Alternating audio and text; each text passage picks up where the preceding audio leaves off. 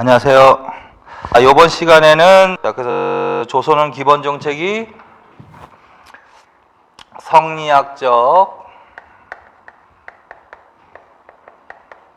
검약한 경제관에 입각해 있었다라는 거 아시죠? 그래서 검소와 절약을 좋아하고 사치와 낭비는 싫어했다. 그리고 유교 정치의 근본이 되는 것으로 농사를 들었지. 그래서 농사와 양잠, 이거는 본업이라고 했죠. 본업. 자, 그 다음에 상공업은 사치와 낭비를 조장하는 산업이라고 부정적으로 본 거지. 이걸 말짝이라고 했지. 본실이라고도 하고 본업, 본실입니다. 이거는 말짝, 말업입니다. 이렇게. 그래서 농업은 근본으로 하고 상공업은 억제했다. 쌍정책이 나온다.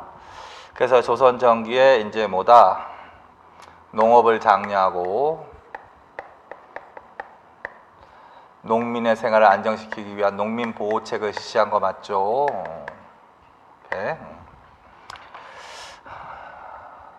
농업 장려, 농민보호책. 그리고서 이제 억상정책은 철저하게 통제하는 거지. 통제했다. 정부의 허가를 받지 않고 자유롭게 활동하는 것은 금지시켰다라는 거야. 그래서 이게 억상정책이라는 거지. 그래서 저번 시간은 주로 이제 농업에 대해서 한 걸 주로 본 거고, 요번에는 이제 통제경제에 대해서 하는 거야. 상공업에 대해서. 그래서 조선 전기는 철저하게 관영체제로 운영되는 거야. 관영 중심으로 운영되는 거야. 상업도 마찬가지고, 수공업도 마찬가지고, 무역도 마찬가지고, 이렇게.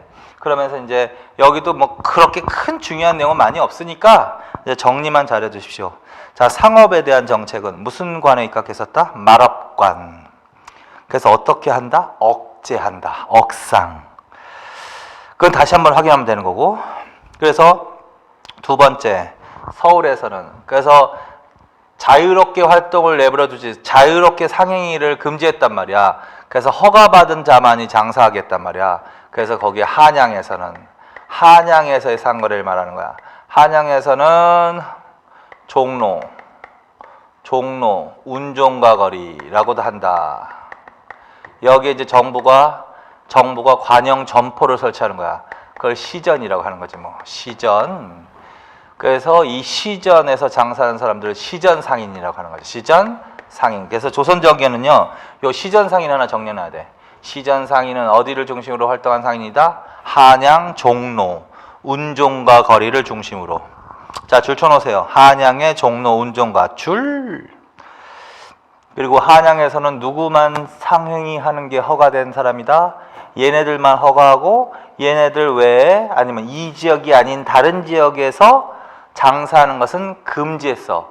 그렇다면 얘네들이 독점 판매권을 갖고 있는 거 맞지? 그래서 독점 판매권 줄. 그건 권리지. 그 대신 상세하고 전버세 줄, 국가의 필요품 조달 줄. 자, 그래서 시전상인에 대해서 하나 물어본단 말이야, 조선전기는. 자, 조선전기 시전상인들은 어디를 중심으로 하려고 했다? 한양, 종로, 운종가. 얘들은 무엇을 갖고 있었다? 독점 판매권. 따로 쓸 필요는 없고 그 줄치고 반드시 그것만 기억하면 돼. 독점 판매권을 갖고 있다. 그럼 당연히 얘네들이야. 그 대신 얘네들은 세금을 내야 됐다. 상세나 전버세. 세금을 내야 되는 거고 당연히 그 다음에 국가가 필요한 물건을 조달하는 임무를 띄었다. 국가의 필요품을 조달하는 임무를 띄었다. 뭐 이렇게 된다는 거죠.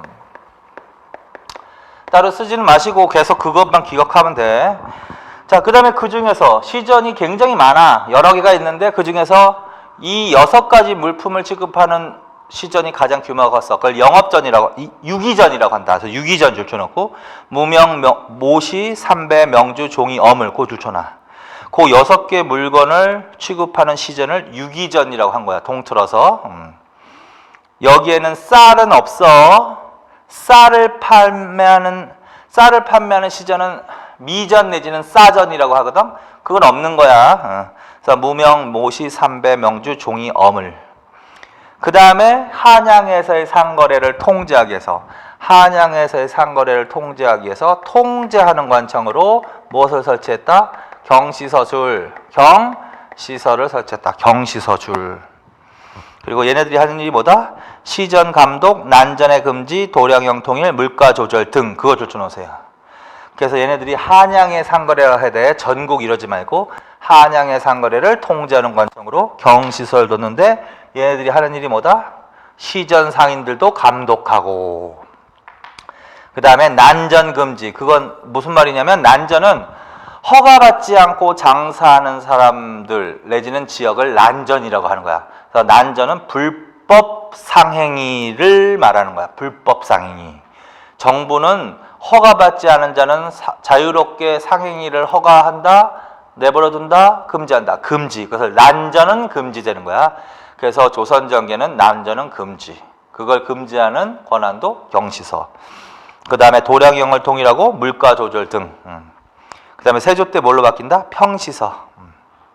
자, 그래서 이제 조선정계 시전상인 하나 알아나. 그 다음에 내륙에 장시하는 거야. 내륙에 장시. 이건 뭐냐면 지방이야. 지방에서도 당연히 자유롭게 농민들이 토지를 이탈해서 장사를 하고 이런 거는 다 금지하는 거야. 그래서 지방에 시장이 서는 것도 금지했었다고요. 그런데 15세기 말부터 줄 내륙 지방을 중심으로 지방의 내륙을 중심으로 장시가 발생하기 시작한다라는 기록이 나와. 장시는 그냥 시장이라고 생각하면 돼. 그래서 지방에 시장이 서기 시작했다. 언제부터? 15세기 말부터. 그러면 이제 뭐야? 일정한 지역에 사람들이 모여서 장사를 한다는 얘기잖아. 상행이 물건이 걸어야 된다는 얘기잖아. 그래서 정부는 당연히 이거를 금지. 정부의 금지줄. 그러나 이미 16세기로 넘어가서는 정부의 통제력이 약화되는 거야. 그래서 불구하고 정부의 금지에 따라 16세기 이후에는 장시가 사라져갔다 이러면 안 된다는 거야. 그럼에도 불구하고 16세기에는 전국적으로 장시가 확대되어 나가더라. 그거 줄. 자, 그래서 15세기 말부터 내륙 지방을 중심으로 장시가 발생하기 시작했으며 정부는 금지했으나 오히려 16세기에는 더욱더 어떻게 된다? 확대된다라고 가셔야 돼. 그리고 이 지방의 내륙의 장시를 중심으로 물건을 유통시켰던 대표적인 사람이 누구다? 보부상이라는 상이냐. 보부상 줄. 그래서 전기에는 주로 시전상인을 주로 물어보겠지만 지방에서 장시를 중심으로 하면 보부상이라고 해야 돼. 그래서 보부상. 원칙적으로 얘들도 정부의 매매 허가 줄. 어쨌든 조선전기에는 원칙적으로 허가를 받아야 되는 시대야. 그래서 허가. 어디를 중심으로 활동했다? 농촌 내륙의 장시. 그렇게 추천하. 15세기부터 장시가 발달한 시대는 아니잖아. 그러니까 15세기 처음에는 농촌까지 들어가서 물건을 왔다 갔다 유통시켰다라는 거지. 그러다가 이제 15세기 말부터 뭐가 발생하면서? 장시가 발생하면서는 어디를 돌아다니기 시작한다? 장시를 중심으로. 그런 얘기고. 무엇을 유통했다? 농산물, 수공업 제품, 수산물, 약재 등. 그렇게 줄쳐놓으시면 돼. 자, 그래서 전기에는 결론은 관영상업체제로 운영이 된 거야. 그래서 한양하는 시전상인 반드시 정리해놓고 그 다음에 경시서, 그 다음에 장시, 보부상 이런 용어들에 좀 신경을 써서 정리하시면 돼. 자, 그 다음에 이제 화폐를 발행했다. 화폐.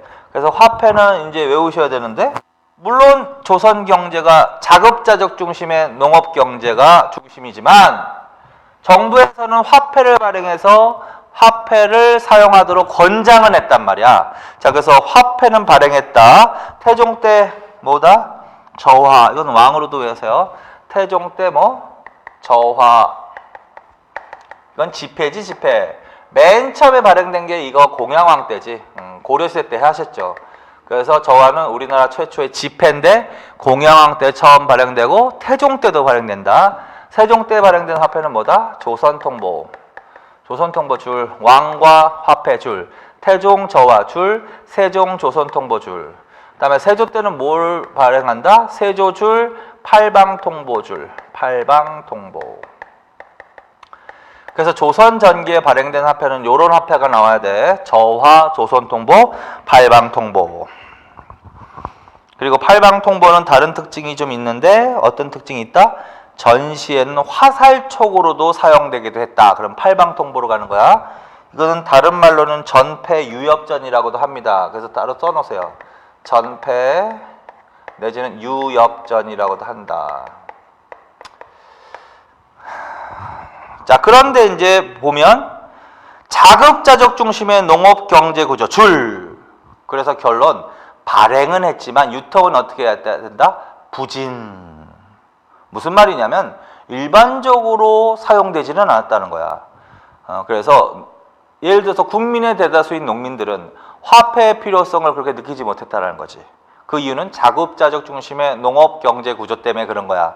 그래서 전반적으로 유통은 부진. 여전히 무엇으로 주로 거래에 활용했다? 쌀이나 주로 쌀 무명이 거래에 활용되었다. 그거 주처럼 돼.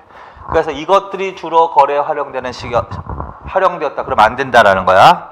그래서 쌀이나 무명이 주로 거래에 널리 활용되었고, 이거는 일부 사용했기도 했겠지만 전반적으로 널리 사용하지는 못했다.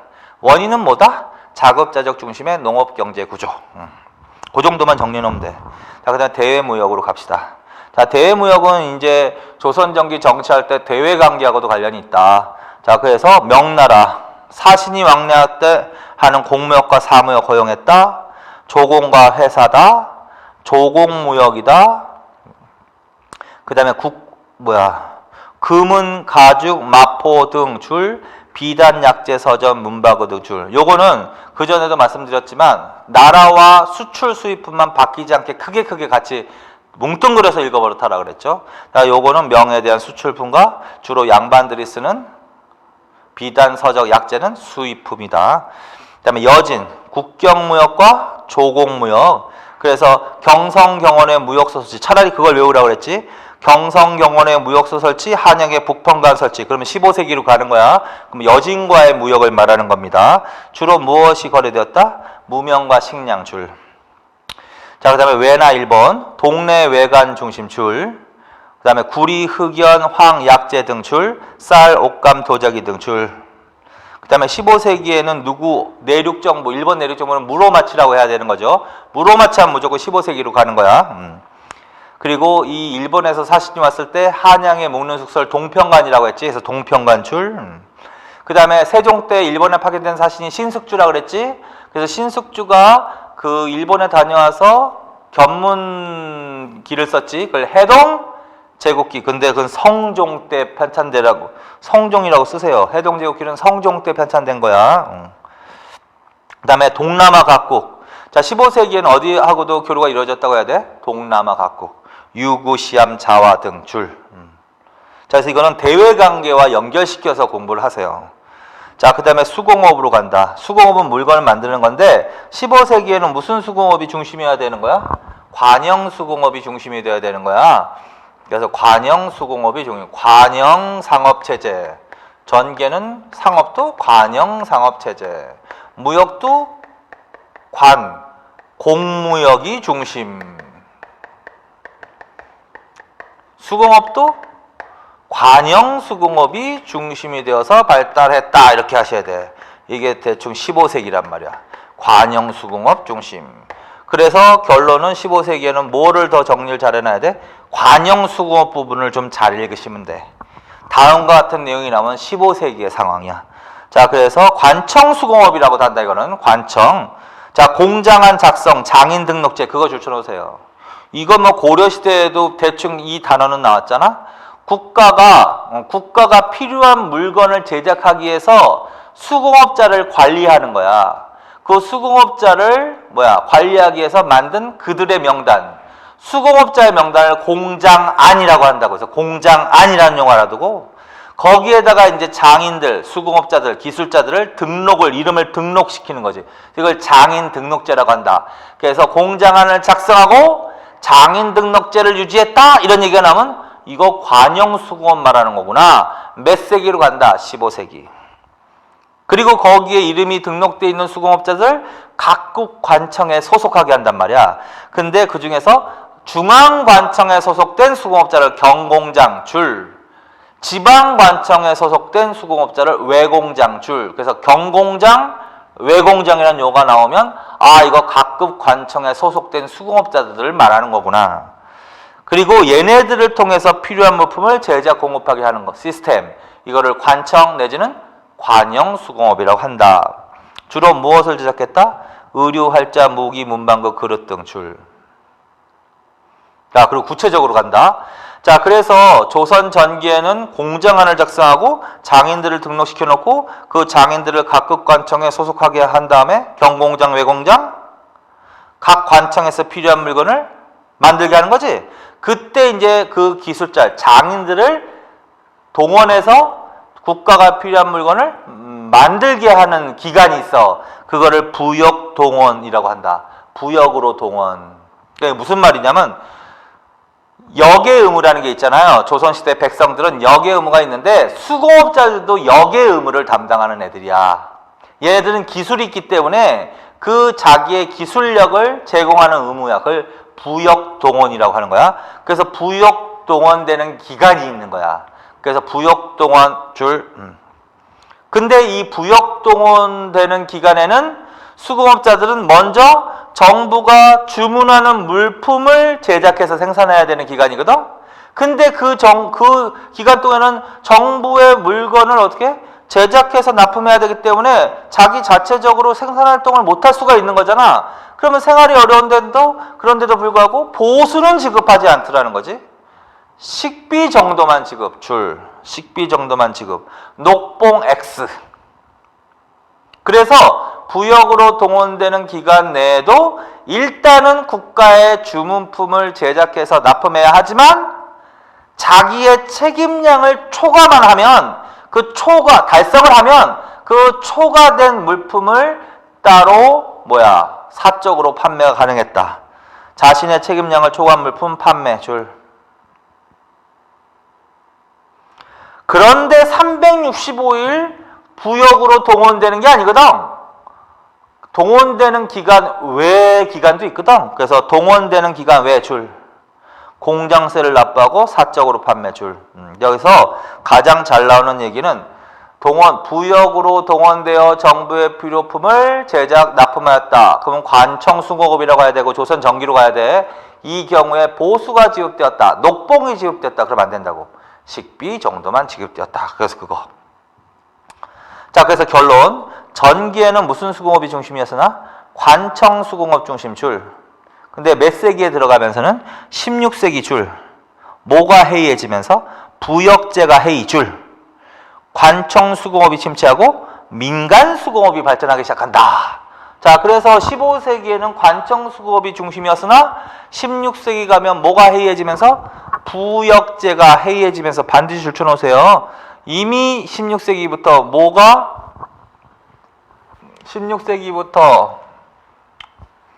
16세기면 대충 이 시기지, 이 시기. 16세기부터 부역제가 해이해지는 거 맞지? 그래서 관청 수공업은 이미 이때부터 침체한다. 그 다음에 민간 수공업이 이미 이때부터 발달하기 시작한다. 그래서 그런 얘기죠. 16세기라는 거. 그 다음에 기타 나머지 민간수공업과 농촌수공업은 그냥 개념만 정리하면 돼. 민간수공업은 물론 민간인들이 하는 거지 뭐. 양반의 주문품을 생산 줄, 주로 농기구 등 제작 줄. 그 다음에 농촌수공업은 농민 줄, 농민들이 하는 거야. 근데 조선전기는 자급자족을 목적 줄, 부업 정도 줄.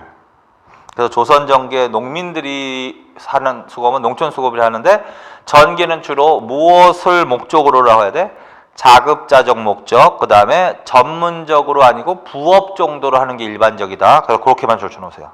자, 그래서 결론은 상업, 대무역, 수공업은 이것도 그냥 한번 정리만 크게 해놔. 상업과 관련해서 16세기에 발생하는 현상이 뭘까? 16세기에 가면 장시가, 내륙에 장시가 전국적으로 정부의 금지도 불구하고 전국적으로 확대되어 나간다. 이런 얘기가 나왔었지? 그래서 그런 거. 자, 그 다음에 이제 249페이지로 갑시다. 이거를 이제 따로 쓴 이유가 바로 16세기도 따로 물어본다고, 요새. 그래서 15세기, 그 다음에 뭐 16세기의 상황이야. 자, 16세기 경제 상황으로 가자. 그 임꺽정의 난 일단 줄쳐놓고, 명종 때. 명종 때 뭐가 일어난다? 임꺽정의 난이 일어난다. 임꺽정의 난. 그거 하나 기억해놔. 임꺽정의 난. 그럼 명종 때니까 몇 세기 상황 물어보는 거야? 16세기 상황 물어보는 거야. 그 다음에 16세기에 가니까 박나베 패단 있죠? 그거 일단 줄쳐놔. 박나베 패단. 그거 별표 쳐놔. 그래서 어쨌든 이 안에 이제 들어가는 건데, 박나베 패단이 가장 잘 물어보는 현상이야, 16세기에. 자, 그리고 이제 밑으로 보고서 다시 한번 확인하자고요. 자, 토지제도와 관련해서는, 토지제도 하면 이때 과전법이 나와야지, 그치? 따로 합시다. 과전법이지. 과전법이지. 공양왕 때부터. 그래서 어쨌든 가는 거지. 그러다가 세조 때 직전법이지. 직전법이지. 그 다음에 15세기 말 성종 때 관수관급제지. 관급제지. 그 다음에 명종 때 직전법 폐지죠. 직전법 폐지. 녹복만 지급하는 거지. 그래서 이때부터 뭐가 발달한다고 시작했어? 지주제가 발달한다 그랬지? 지주제가 발달했다. 지주제 발달했다. 16세기부터. 그래서 그거 얘기하는 거야.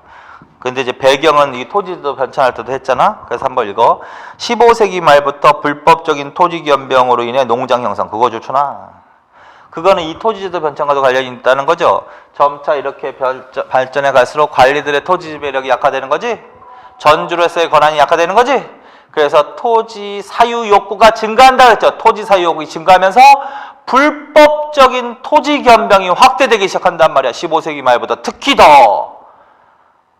그래서 불법적인 토지 변경 있지. 그 위에다가 그것도 써내서요. 서해안 대규모 간척 사업 이렇게. 그래서 불법적인 토지 변경이 확대되고 토지 사유욕이 증가함에 따라 불법적인 토지 변경이 확대되고 권력을 이용해서 서해안의 대규모 간척 사업 등을 통해서 사유지를 증가시켜 나갑니다라는 거지.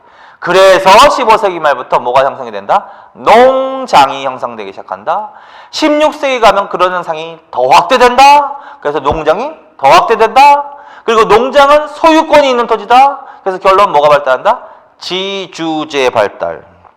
그래서 16세기 이후에는 직전제 폐지 이후에 이거 명종 때 이거 말하는 거지. 지주제성의 결론, 지주제. 그래서 16세기에 토지와 관련해서 무슨 제가 확산되기 시작한다? 지주전호제가 확산되기 시작한다. 지주전호제. 그래서 양반들이 지주가 늘어나는 거고 농민들은 소작농으로 전락하는 경우가 많아지는 거야. 두 번째, 수치제도 관련해서는 수치제도가 어떻게 된다? 변질된다라는 거야.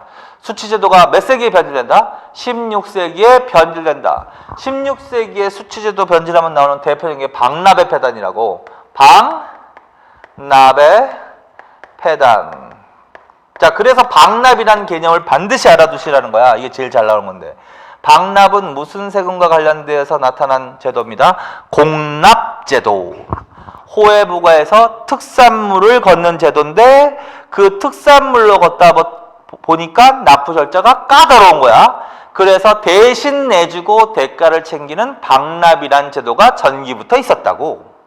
그런데 16세기에 관리들이 부패하다 보니까 박납을 이용해서 농민들로부터 폭리를 취한다는 거지. 그래서 그걸 박납의 폐단이 성행했다. 제일 잘 나온다고. 박납 폐단. 곡물 납부와 관련해서 중간에서 박납업자들이 농민 대신 곡물을 납부하고 그 대가를 많이 챙기는. 자, 위로 가보시죠. 박납의 폐단 성행 위에. 지방에서 토산물을 곡물로 바칠 때 중앙관청의 서리가 공납을 일체 막고 본래값의 100배가 되지 않으면 받지도 않습니다. 백성이 견디지 못하여 세금을 못 내고 도망하는 자가 줄을 이었습니다. 이걸 주고서 이때 시대 상황을 물어본다고요. 그럼 몇 세기로 가야 되는 거야? 16세기로 가야 되는 거지. 왜? 자, 맨 처음에 토산물을 곡물로 바칠 때 공납을 일체 맞고 본래값의 100배가 되지 않으면 받지도 않습니다. 그럼 알아들으셔야 된단 말이야. 아, 요거 방납이구나. 벌써 토산물이라는 얘기가 나올 때 아, 요거 방납제도를 설명하는 거구나라고 알아들어야 돼. 그럼 이거 몇 세기 물어보는 거라고? 16세기 물어보는 거라고요. 그래서 다시 또 본문으로. 그래서 방납의 폐단이 성행했어. 수치제도가 변질되는 건데 가장 폐단이 심했던 게 요거라고. 이거 반드시 발표 쳐놓고. 그래서 이미 이때부터 16세기부터 방납의 폐단으로 농민의 부담이 증가하는 거 아니야? 그래서 이거를 개혁하기 위한 개혁안이 등장하는 거야. 개혁을 실시했다가 아니라 개혁안이 등장했다. 개혁안. 그러면 중간에서 대납하는 제도를 없애버리면 되잖아. 방납의 폐단이라는 게. 그러면 왜 방납이라는 제도가 왜 필요한 거야? 토산물로 걷기 때문에 곡물이라는 세금이라는 특징 하에서 나온 거지. 토산물로 거둘 거를 대신 쌀로 바꿔받으면 쌀은 대납해 줄 필요가 없기 때문에 방납이라는 제도가 필요 없는 제도란 말이야. 조세라는 세금은. 그래서 토산물로 걷는 것을 뭘로 바꿔받자? 쌀로 바꿔받자. 그래서 이거를 바로 수미법이라고 한다고. 그래서 수미법 줄 중요한 거다. 그래서 16세기에 이미 뭐가 등장한다? 수미법이 등장한다. 16세기에 방납의 폐단이 성행했습니다. 무엇이 등장했습니다? 개혁안으로 수미법이 등장했습니다까지. 그래서 수미법이란 무슨 폐단을 시정하기 위해 나온 개혁안이야? 방납의 폐단. 즉 공납제도의 폐단 지정. 맞지? 응. 대표적인 사람, 주장한 사람 이이, 유성룡, 조광조. 그 세 사람 추천하세요. 그 사람들 나오니까. 이황이 아니야. 이이와 그 다음에 유성룡, 그 다음에 16세기 조광조가 순서상으로 먼저 나와. 조광조, 유성룡. 그 세 사람 반드시. 자, 그래서 수치체제의 변질해가지고는 가장 폐단이 심했고 방납의 폐단. 그거를 개혁하기 위한 개혁안 수미법까지 알아둬야 돼. 16세기에. 자, 그 다음에 군역제도의 변질. 이것도 하셨죠, 공부를. 정치편에서 군역제도가 변질된다고. 몇 세기에? 16세기에. 그래서 16세기에 어떤 현상이 나타난다고? 대립제 대신 세우는 거. 방군 수포제 줄쳐놔. 방군 수포제. 군포를 받고 군역의 의무에서 해방시켜주는 거. 근데 이건 다 불법적인 현상이라고 그랬지? 그래서 요거를 법제화시킨 제도가 뭐다? 중종 때 군적 수포제. 그래서 16세기 말. 15세기 말부터 16세기에 일어나는 군역제도와 관련된 현상은 뭐가 나와야 돼? 대립제, 방군 수포제, 군적 수포제 현상. 이 제도의 의미는 뭘까? 군역의 의무자로부터 정부가 이제 무엇을 걷기 시작한다? 군포라는 걸 징수한다는 얘기야. 군포 징수 현상이 나타나는 거야. 근데 이 군포를 납부하는 의무로 바뀐 거지, 그러면 농민들 입장에서는. 근데 이때는 농민들이 가난해진단 말이야. 그러니까 군포를 내는 것 자체가 더 부담이 오히려 되는 거지.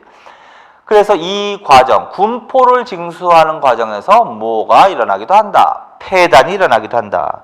그래서 그게 인징족징이야. 인징족징의 폐단. 자, 그래서 대립제, 방군 수포제, 군적 수포제 현상이 나타나고, 의미는 군역의 의무자로부터 군포를 징수하는 추세가 나타나기 시작하고, 이 과정에서 군포 징수의 폐단이 발생했습니다. 그걸 족징, 인징이라고 하는 거야. 족징, 인징의 폐단이 발생하기 시작한다. 이거 무슨 말이냐면 족징은 군포를 납부해야 될 사람이 도망가면 대신 친척한테 물리는 거야. 그걸 족징이라고 한다. 거기 다 나와 있죠. 이웃이나 친척에게, 그래서 이웃줄, 친척줄. 그래서 이웃한테 대신 물리는 걸 인징이라고 하는 거야. 군포를, 근데 이거는 꼭 군포만이 아니라 세금이라고 크게 확대시켜도 돼. 예를 들어서 세금을 내야 될 사람이 도망갔어. 이웃한테 대신 물리는 거 인징. 친척한테 대신 물리는 거 족징, 이런 식으로. 그래서 인징, 족징, 인징의 폐단이 발생하기 시작했다. 그거. 그리고 이 군역제도는 반드시 뭐하고도 연결시켜 놓으라 그랬어? 국방력과도 관련 있지? 그래서 국방력이 이것 때문에 약화되는 거 아니야, 결론은. 뭐 이것 때문은 아니라 전반적으로 약화될 수밖에 없는 거지. 그래서 국방력이 약화된다? 그래서 그 전에 이 체제를 더 이상 유지하지 못하고, 뭐, 진관체제를 유지하지 못하고, 명종 때 뭘로 바뀐다? 재승방력. 또 복습할 시점 줄쳐놓으세요. 그래서 조선정기의 지방군은 진관체제지, 세조 때 확립된 거. 근데 조선 후기는, 조선 후기가 아니라 임난 직전에 명종 때 뭘로 바뀐다? 재승방력. 그것도 줄쳐놔. 재승방력. 자, 그래서 자, 이거야. 자, 16세기의 경제 상황이다. 토지제도 관련해서 뭐가 발달한다? 지주제성행. 맞지? 그 다음에 수치제도가 어떻게 된다? 변질된다. 맞죠? 대표적인 변질의 폐단의 대표적인 예가 뭘까? 박납의 폐단, 그 다음에 족징, 인증의 폐단. 이런 현상이 나타나는 시대입니다. 그러면 몇 세기? 10세기. 그러면 이것의 결과로 나타나는 현상. 농민의 부담 증가란 말이야. 농민의 부담 증가라고. 농민의 생활이 어려워지기 시작하는 거야, 이것 때문에. 그래서 농민의 부담이 증가된다. 그래서 세부담을 이기지 못하고 자꾸 토지 이탈이 심화되는 현상이 나타난다. 그래서 15세기에는 안정된 농촌사회가 16세기에는 농민의 생활이 궁핍해지면서 토지 이탈이 심화되는 현상이 나타나는 거야. 그래서 토지 이탈 심화 줄 원인 또 복습하라고 해놓았지. 지주제 발달, 박납의 폐단, 인증, 족징 등의 폐단 등으로 인해서 농민의 생활 궁핍. 그래서 자꾸 세금을 안 내서 자꾸 도망 다닌단 말이야. 토지 이탈, 농촌사회 동요. 자, 그래서 이거 정리해 놓으십시오. 자, 그 다음에 상공업 발달. 자, 그래서 결국은 전반적으로 보면 국가의 통제력이 약화되는 거야. 통제력이 어떻게 된다? 약화되는 거야. 농민들도 그렇고 상공업 계층에 대해서도 통제력이 약화되는 거야. 그래서 정기에는 철저하게 억상 정책으로 상공업이 부진했잖아. 상공업을 억제시켜 왔잖아. 근데 통제력이 약화되니까 전반적으로 뭐가 발달하기 시작한다? 이미 이때부터 상공업이 발달하기 시작한다. 이미 몇 세기부터? 16세기부터 그걸 해놓은 거야. 상공업 발달. 상품 유통경제 발달. 농업 생산력의 증가와 국가의 통제력 약화. 농업 생산력 증가와 국가의 통제력 약화 줄. 그래서 이미 몇 세기부터? 16세기 상품 유통경제가 발달했다. 그래서 결국 상공업이 발달했다. 그래서 구체적인 예가 뭐였을까? 구체적인 예가 지방의 내륙을 중심으로 맞지? 내륙을 중심으로 장시가 정부의 금지에도 불구하고 어떻게 되는 거야? 전국적으로 확대된다. 이거 상업할 때 하신 거지, 그렇지? 이것도 16세기의 상황이라는 거지. 자, 그 다음에 상공업이 발달하고, 자, 무슨 체제가 중심이었다?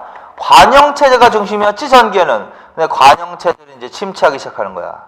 반대로 민간 체제가 발달하기 시작하는 거야.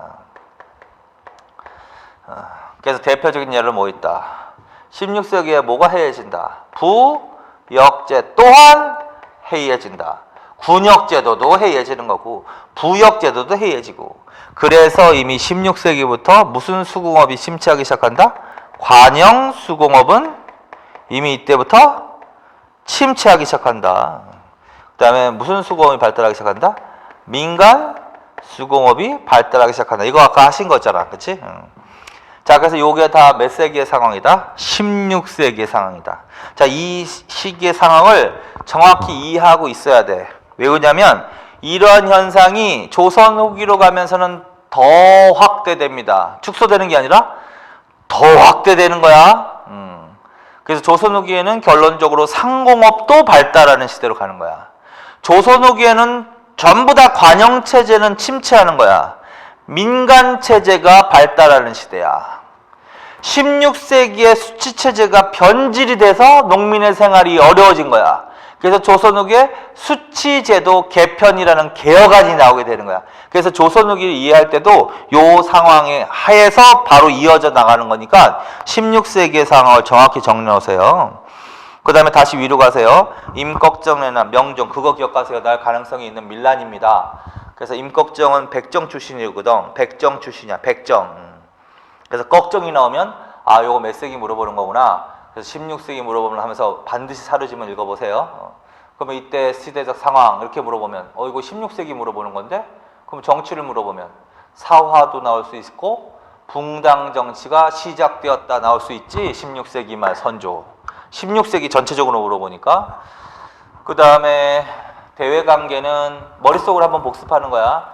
대외관계는 삼포회란, 임신조약, 그 다음에 사량진회변, 정미조약, 그 다음에 을묘회변, 인진회란.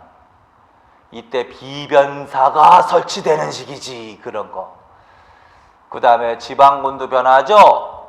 진관체제에서 명종 때 재승방약체제로. 그런 것들 정리해 놓으면 되고. 그 다음에 경제 부분에선 지금 하신 게 나오는데 뭐야? 지주제 발달, 불법적인 토지 변경 확대로 인해서 농장이 확대, 지주제 발달, 직접법 폐지 이후에 그런 현상은 더 심화. 자, 두 번째 수치제도 변질. 구체적으로는 박납의 폐단이 가장 성행했다. 그거 별표. 그래서 개혁안이 등장하게 됐다. 수미법, 이이 유성령 조광조. 자, 그 다음에 군역제도가 변질됐다. 대립제, 방군수포, 군족수포제. 따라서 군포징수의 폐단이 발생하기 시작했다. 족징, 인징. 그리고 이 시기에 농민들의 생활하려면 어렵습니다로 가야 돼. 그래서 자영농보다는 토지를 상실하는 경우가 많아지는 거고 점차 그 다음에 세부담도 증가되는 거면서 점차 어려워. 그래서 농민의 토지 이탈이 심화된다. 이런 식으로 나와야 되는 거지. 그 다음에 또 뭐가 나와야 되죠? 16세기에는 전체적으로 국가의 통제력이 약화되면서 백성들에 대한 통제력이 약화되면서 내륙을 중심으로 장시가 전국적으로 확대되었습니다. 그 다음에 부역제가 해해지면서 관영수공업이 심취하고 민영수공업이 발전하기 시작했습니다. 좀 크게 보면 16세기부터 이미 상공업이 발전하기 시작했습니다. 그 다음에 관영체제가 침체하기 시작하고 민영체제가 발달하기 시작합니다. 여기까지 하신 거란 말이야. 자, 그래서 그렇게 머릿속에 큰 의식을 갖고 16세기 상황만 따로 정리를 해 놓으세요. 그 다음에 아까 나와 있는 건데 거기 토지 이탈 심화, 여기는 없어서 지금 하는 거야. 토지 이탈 심화 부분을 가세요. 농민들이 토지 이탈 심화, 그래서 토지 이탈 심화에다 동그라미 쳐놔. 그러면 토지 이탈이 심화되면 정부로서는 이건 문제점 아니야. 농민이 함부로 토지를 이탈하지 못하도록 막아야 될 거 아니야. 그래서 토지 이탈 심화 있죠? 거기다 동그라미 쳐놓고 밑에다가 아까 윗부분에 간략하게 농민들의 생활을 할 때 거기 있었던 건데 지금 여기다 써. 그래서 정부의 대책, 심화에 대해 대책. 정부는 호패법과 오가 작통법이라는 것을 강화시켜 나가기 시작한다. 호패법은 태종 때 실시한 건데 지금의 주민등록증에 해당되는 거야. 그래서 양반에서부터 노비에 이르기까지 양반들은 다 남자들은 다 차고 다니게 한 거거든. 그럼 무슨 말이야? 신분증 검사를 강화하면 되는 거 아니야? 지금처럼 주민등록증 검사. 그래서 호패법을 강화한다는 얘기는 신분증 검사를 강화한다는 얘기. 그 다음에 오가작도법은 성종 때 5집을 묶어서 통이라고 하고 연대 책임 물리는 거라고 그랬죠. 그래서 한 집이 이 당시에 세금 못 내고 세금 안 내려고 도망가는 농민들도 많은 거지. 그러면 나머지 4집이 나눠서 내야 된다는 소리야. 자, 그래서 결론은 서로 감시하게 만드는 거지. 자, 그래서 정부는 이 당시에 마침 농민들의 토지 이탈이 심화되니까 무엇을 강화해서 토지 이탈을 막고자 했다? 호패법과 오가작도법 강화. 그런 얘기 결론. 그래서 이거 써놓고 그 다음에 구황차료라는 걸 보급한다. 구황차료라는 걸 보급한다. 이 구황이라는 뜻은요, 기근을 피하는 이런 의미가 있단 말이야. 16세기에 농민들의 생활이 어려우면서 밥 먹기도 힘들고 굶어 죽는 사람들도 많고 연일 자연재해도 끊이지 않아가지고 식량도 부족하고 해서 굶어 죽는 사람도 있고 그래서 도적대가 극성을 부리고 이런 얘기가 나오는 거거든. 그래서 이제 결국은 굶어 죽을 수는 없으니까 밥을 못 먹으니까 주변에서 손쉽게 구할 수 있는 재료로 음식을 만들어 먹는 요리법을 개발하는 거야. 그래서 기근을 피하기 위해서 이런 얘기가 나오지. 구황차료라는 것을 보급합니다. 그래서 구황차료 보고, 그래서 이렇게 써놓으세요. 정부의 대책. 그리고 하나 더 써놔. 양반들도 문제인 거야. 뭐냐면 양반들이 토지를 많이 소유하고 있는데 주로 농민들이 농사를 짓는데 농사 짓는 농민들이 도망다니면 결국은 이게 농촌사회가 흔들리면 자신들의 기반도 흔들리거든. 그래서 농촌사회를 안정시키기 위해서 강력한 공동체 조직이라는 것을 보급시키기 시작하는 거야. 이때부터. 그러니까 양반들이 무엇을 처음으로 보급하냐면 향약을 처음으로 보급하는 거야. 향약 보급 이렇게 써놓고, 사람으로는 정치적으로는 조광조가 한 거지. 조광조. 살인들에 의해서. 조광조. 근데 다 양반이라는 거야. 신분으로 따지면 사족 양반에. 자, 그래서 요걸 더 써놓으세요. 그래서 16세기 농민들이 토지 이탈이 심화되는 시기다. 그걸 막기 위해서 정부는 호패법과 작도법을 강화시켰다. 구황차를 보급했다. 그럼으로써 농민의 토지 이탈을 막고자 했다. 이런 얘기고, 양반들은 지방에 처음으로 뭘 보급해서? 향약이라는 보급해서 향촌 사회를 안정시키고자 했다. 그럼으로써 또 농민의 토지 이탈을 막고자 했다. 이런 얘기겠지. 자, 그래서 요거까지 같이 써놓으십시오. 자, 그래서 16세기의 경제 상황 여기까지 하겠습니다. 이번 시간은 여기까지 하겠습니다. 수고하셨습니다.